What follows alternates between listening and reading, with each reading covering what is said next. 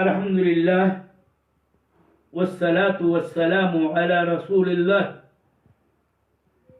أما بعد فقال شيخ الإسلام ابن تيمية رحمه الله كما جمع بين ذلك أي بين علوه على خلقه وبين معيته لهم في قوله تعالى هو الذي خلق السماوات والأرض في ستة أيام ثم استوى على العرش يعلم ما يلج في الأرض وما يخرج منها وما ينزل من السماء وما يعرج فيها وهو معكم أينما كنتم والله بما تعملون بصير وليس معنى قوله وهو معكم أنه مختلط بالخلق فإن هذا يجبه اللغة. انتهى كلام شيخ الإسلام ابن تيمية.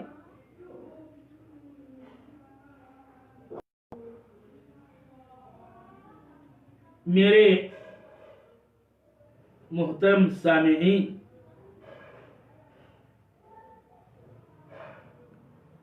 کل ہی سے درس کا یہ موضوع جاری ہے کہ اللہ تعالی کی صفت علو اور اس کی صفت معیت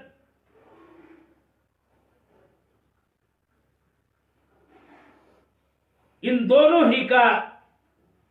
ثبوت قرآن کے نصوص میں ہے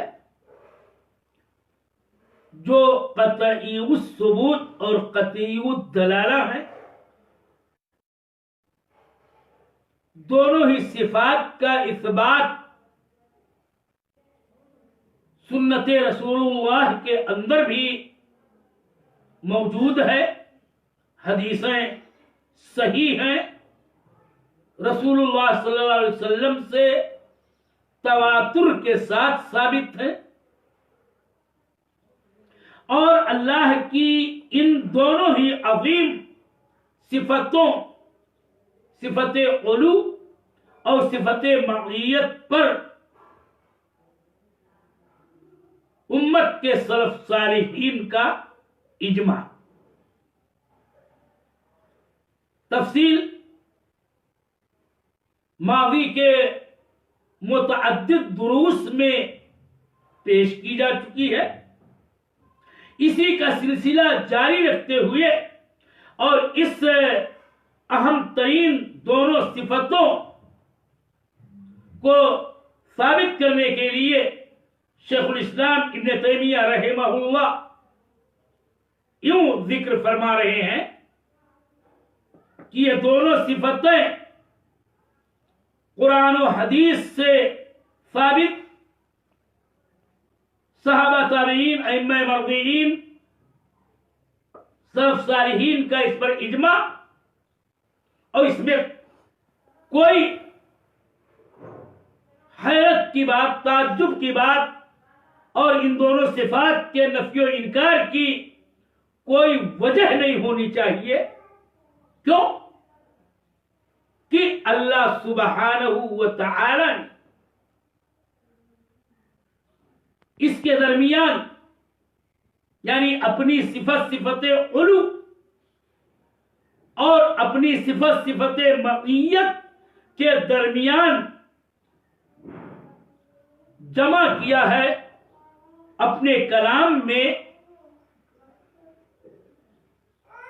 اللہ نے فرمایا هو الذي خلق السماوات والارض في 6 ايام ثم استوى على العرش يعلم ما يلج في الارض وما يخرج منها وما ينزل من السماء وما يعرج فيها وهو معكم أينما كنتم والله بما تعملون بصير. آیت کا ترجمہ آپ سماعت کر لیں کہ وہی ہے اللہ کہ جس نے آسمانوں اور زمینوں کو 6 دنوں میں پیدا کیا، پھر عرش پر مستوی ہو گیا،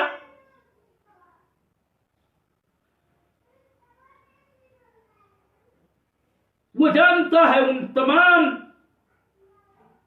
اشیاء کو جو زمین کے اندر داخل ہوتی ہیں اور ان تمام ہی اشیاء کو جو زمین سے باہر نکلتی ہیں، اور ان تمام چیزوں کو بھی وہ جانتا ہے جو آسمان سے اترتی ہیں، اور ان تمام چیزوں کو جانتا ہے جو آسمان پہ چڑھتی ہیں، اور وہ تمہارے ساتھ ہے جہاں بھی کہیں تم ہو۔ اللہ تمہارے عملوں کو خوب دیکھنے والا ہے۔ تو اسی آیت کریمہ کی روشنی میں شیخ الاسلام ابن تیمیہ نے یہ بات کہی کہ وَقَدْ جَمْعَ بَيْنَ ذَلِكَ فِي قَوْلِهِ، کہ اللہ تعالیٰ نے اس آیت کریمہ میں استوا علی العرش، جو اس کے علو علی خلقہ، اس کی فوقیت، اس کے تمام تر مخلوقات سے اوپر ہونے کی دلیل پر واضح طور پر مشتمل ہے، اور اسی آیت کے اخیر ہی میں اللہ تعالی نے وہ معکم اینما کنتم کہا ہے کہ وہ تمہارے ساتھ ہے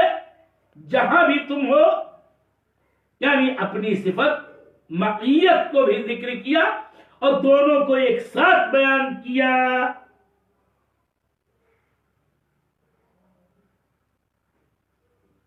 تو اس سے یہ ثابت ہوا کہ اللہ تعالی کے لیے دونوں صفتیں حقیقی طور پر ثابت ہے، جو اس کی عظمت و کبریائی کے شایان نشان ہے، اور اس کے علو و معیت کے درمیان کوئی تناقض نہیں ہے۔ آپ کی عبارت آگے یوں بھی ہے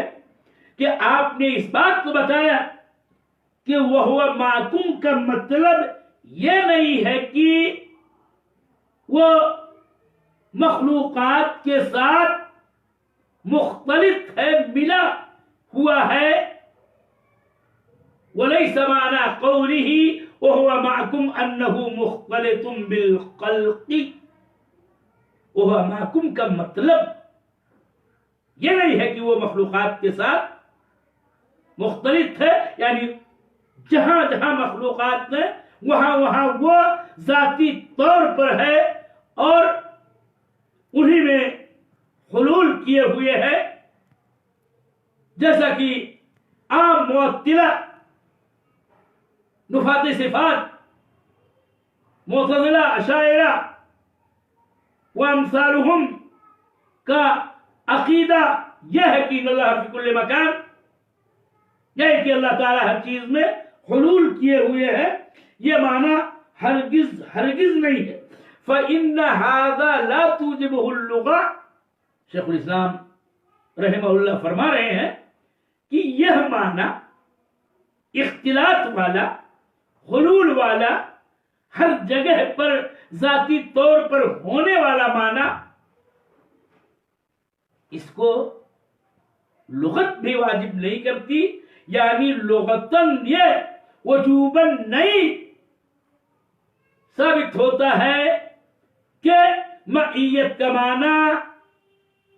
اختلاط ذاتی ہوا کرتا ہے۔ اور یہاں بہت دقیق ہے شیخ الاسلام ابن تیمیہ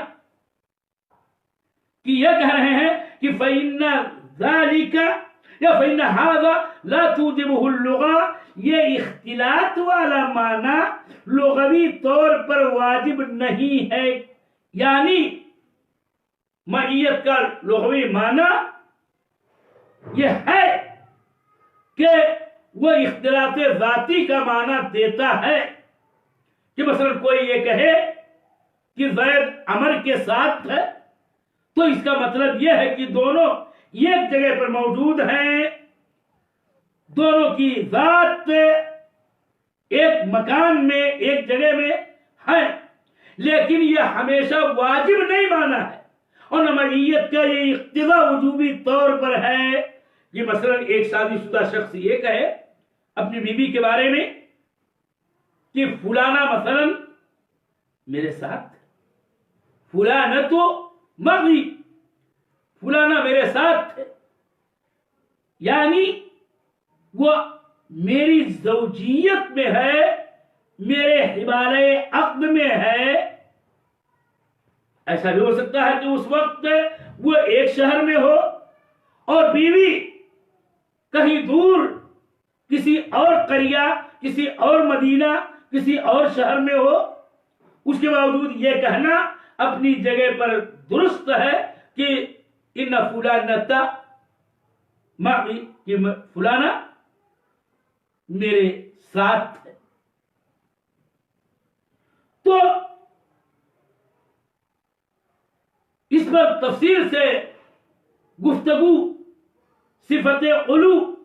اور صفت معیت کی بحث میں جب شیخ الاسلام ابن تیمیہ فصل فی الآیات میں ان کے دلائل کو ذکر کرتے ہوئے ان دونوں صفات کو بیان کر چکے ہیں، وہاں درس میں بڑی مفصل بحث آپ کے سامنے میں پیش کر چکا ہوں۔ تو اس آیت کریمہ میں معیت اللہ علی خلقہ کا بیان بھی ہے، اور اس سے پہلے اللہ جل وعلا کے علو کا ذکر ہے، اور یوں معیت اللہ کی تفسیر، صحیح تفسیر، درست تفسیر، صحیح معنی یہی ہے کہ جو آیت کے اول اور آخر سے سمجھا جا سکتا ہے کہ اسی آیت کے ابتدا میں اللہ تعالی نے اپنے احاطہ علم کو بیان کیا ہے۔ اللہ کا فرمان یوں ہے کہ یعلم ما یلج فی الارض وما یخرج منها وما ينزل من السماء وما يعرج فیها، کہ جس کا معنی و مفہوم حقیقی یہ ہے کہ اللہ تعالی کا علم ہر شے کو محیط ہے۔ تو آیت کریمہ کے اخیر میں واللہ بما تعملون بصیر، کہ جس کا ترجمہ یہ ہے کہ اللہ تعالی تمہارے عملوں کو دیکھ رہا ہے اور دیکھنے والا ہے، ان دونوں ہی آیتوں کے حصوں سے معیت کی تفسیر درست طور پر سمجھی جا سکتی ہے کہ جب اللہ تعالیٰ نے یہ فرمایا کہ وہ تمہارے ساتھ ہے جہاں کہیں تم ہوتے ہو، کا مطلب یہ ہے کہ اللہ تعالیٰ تم کو جانتا ہے، تمہارے اعمال کو دیکھتا ہے، تمہاری سنتا ہے، تم پر قدرت رکھتا ہے۔ یہی معیت عامہ کہلاتی ہے، اور معیت عامہ کو معیت العلم والاحاطہ، معیت السمع والبصر، معیت القدرہ کہا جاتا ہے۔ اور معیت کی دوسری قسم معیت خاصہ ہے کہ جو خاص صفتوں سے متصف بندوں کے لیے مذکور ہے قرآن میں کہ مثلا اللہ تعالیٰ محسنین کے ساتھ ہوتا ہے، اللہ صابرین کے ساتھ ہوتا ہے، اللہ متقین کے ساتھ ہوتا ہے، وہکذا. تو اس کا مطلب یہ ہے کہ اس میں معیت کا معنی و مطلب یہ ہے کہ اللہ تعالیٰ کی نصرت، اس کی تائید، اس کی حفاظت، اس کی صیانت،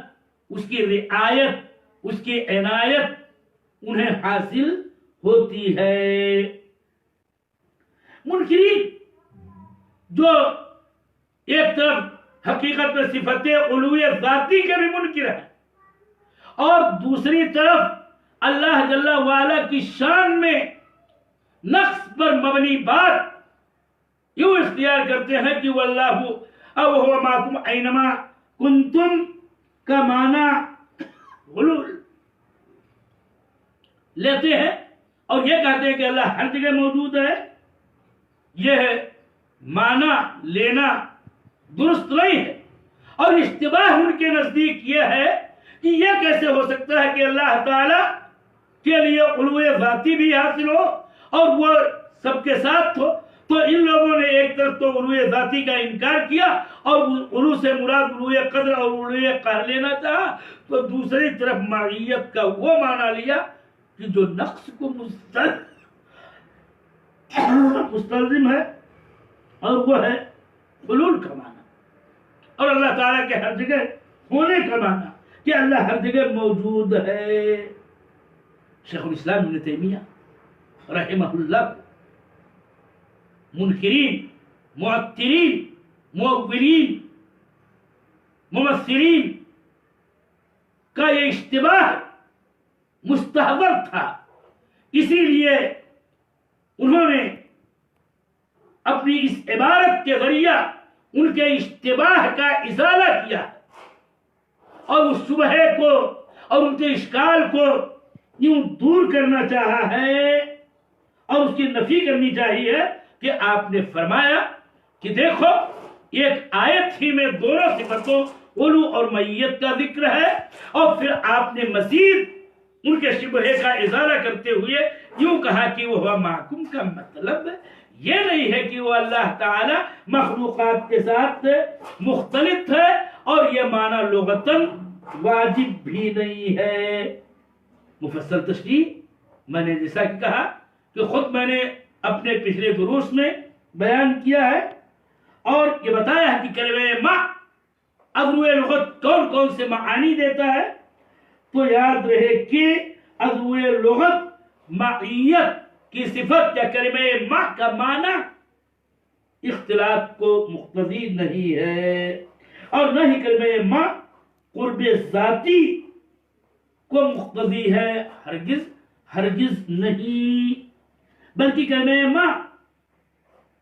مقارنت و اقتران بین الشیئین اور دونوں کے درمیان صحبت کو مقتضی ہوتا ہے، جیسے کہ اللہ تعالیٰ نے کہا یا ایھا الذین آمنوا اتقوا اللہ وکونوا مع الصادقین. تو کونوا مع الصادقین کا مطلب یہ ہے کہ ان کے ساتھ ہو، یعنی ان کی صحبت میں ان کی صفت صدق و سچائی میں. مثلا صادقین میں سے تمام انبیاء ہیں جو پہلے گزر چکے ہیں علیہ السلام، تمام صحابہ کرام ہیں رضوان اللہ تعالیٰ علیہم اجمعین. اب اس آیت کی روشنی میں گویا ہم کو تمام اہل ایمان کو یہ حکم دیا جا رہا ہے کہ صادقین کے ساتھ ہو، یعنی ان کی جو خو اور ان کی جو خصلت صدق و سچائی کی تھی کے ساتھی بنو کہ تم بھی صدق اختیار کرو. حالانکہ ہمارے اور ان کے زمانے میں بہت لمبا فاصلہ ہے اور ابدان میں حد درجہ تفاوت ہے، لہذا معیت مطلق اشتراک اور مقارنت اور مصاحبت کا معنی دیتا ہے. اور اسی لیے شیخ الاسلام ابن تیمیہ نے واضح لفظوں میں یہ کہا کہ لیس معنی قولی وہو معکم انہ مختلط بالخلق فإن هذا لا توجبه اللغة. اور یہ کہ لغتاً ایسا واجب نہیں ہے کہ یہی معنی لیا جائے، کہہ کر کے کتنا دقیق نقطہ بیان کیا ہے کہ یہ لغتاً جائز ہے کہ دو مخلوق، دو اشخاص، دو اشیاء کی معیت اقتران ذاتی ہو، لیکن یہ لازم نہیں ہے، یہ واجب ہے۔ اور اس طرح سے یہ بھی معنی ہے کہ معیت سے مراد عام اشتراک مقصود ہو۔ مثلا یہ کہا جائے بھی کسی سے کہ تم کہاں تھے، تو وہ کہے کہ میں مثلا بکر کے ساتھ تھا، تو اس کا مطلب یہ ہے کہ دونوں ایک جگہ تھے، یہ صحیح ہے۔ لیکن اس کے ساتھ ساتھ یہ بات بھی ہے کہ معیت اس کے علاوہ بھی معنی دیتا ہے، جیسے کوئی آدمی اپنی بیوی کے بارے میں کہے، جبکہ دونوں الگ الگ شہروں میں رہتے بستے ہوں، کہ فلانا میرے ساتھ ہے، یعنی بھلے ہی وہ دوسرے شہر میں رہائش پذیر ہے لیکن میری ہی جوزیت میں ہے۔ تو اقتران ذاتی کے علاوہ وسیع تر معنی معیت میں پایا جاتا ہے، اور شیخ الاسلام ابن تیمیہ یہی بات کہنا چاہتے ہیں۔ میرے محترم سامعین، میں درس کا خلاصہ چند جملوں میں آپ کے سامنے آج کے درس کا خلاصہ پیش کر دے رہا ہوں کہ پوری عبارت کا مقصود یہ ہے کہ اللہ تعالی کی صفت علو اور معیت دونوں کے درمیان تناقض نہیں ہے۔ کیوں نہیں تناقض ہے؟ کہ اللہ تعالی نے خود ایک ہی آیت میں دونوں صفات کا ذکر کیا ہے، ثم استوى على العرش کہا جو علو کے اثبات پر مشتمل، اور اسی آیت میں اخیر میں کہا وَهُوَ مَعَكُمْ أَيْنَمَا كُنْتُمْ، اس میں معیت کا اثبات۔ اور یہ بھی میں واضح کر دوں کہ دونوں کے درمیان جمع تین طور پر ہے کہ اللہ تعالیٰ نے استوا کا ذکر کیا پہلے، ثم استوى على العرش کہا، پھر وَهُوَ مَعَكُمْ أَيْنَمَا كُنْتُمْ کہا۔ اور اللہ کا کلام سچا ہوتا ہے، وَمَنْ أَصْدَقُ مِنَ اللَّهِ قِيلًا وَمَنْ أَصْدَقُ مِنَ اللَّهِ حَدِيثًا۔ لہذا اللہ جل وعلا کے فرمان میں اور اس کے معانی و مطالب و مفاہیم میں تناقض کا سوال ہی نہیں پیدا ہوتا ہے کہ اللہ کا کلام معاذ اللہ تضاد اور تناقض اور باہمی منافات سے بری ہے۔ لو كان من عند غیر اللہ لوجدوا فیہ اختلافا کثیرا۔ دونوں کے درمیان جمع کی ایک صورت کیوں بھی ہے کہ علو اور معیت، جیسا کہ آگے شیخ الاسلام ابن تیمیہ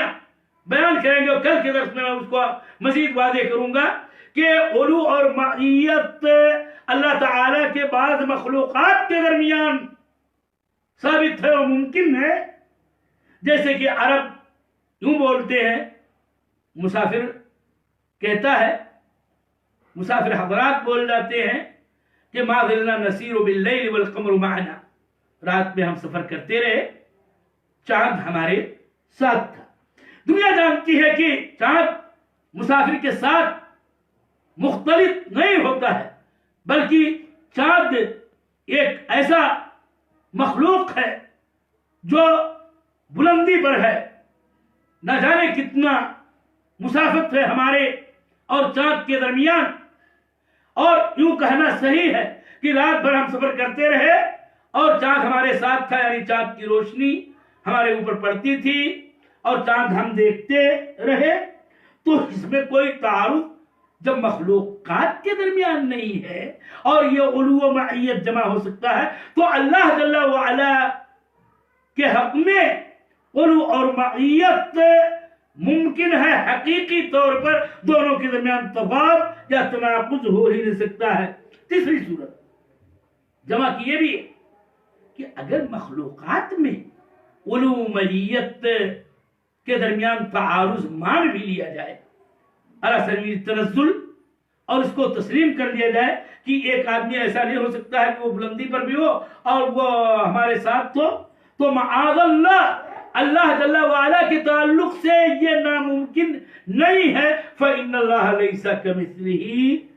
شیء، اور اسی لیے شیخ الاسلام ابن تیمیہ نے کہا کہ وہ معصوم کا معنی یہ نہیں ہے کہ مخلوق کے ساتھ مختلف ہے. اور اس نقطے کو میں مزید واضح کر چکا ہوں پہلے بھی کہ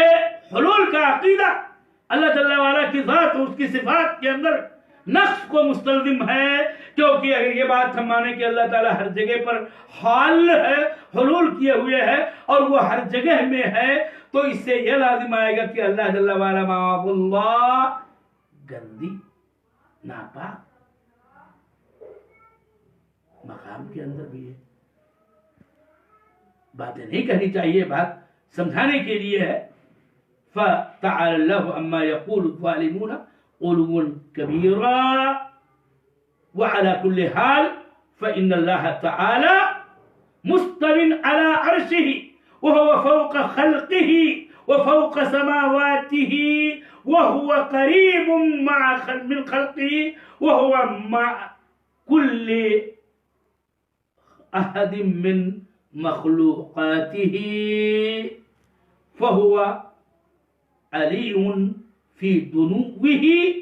وقريب في علوه كما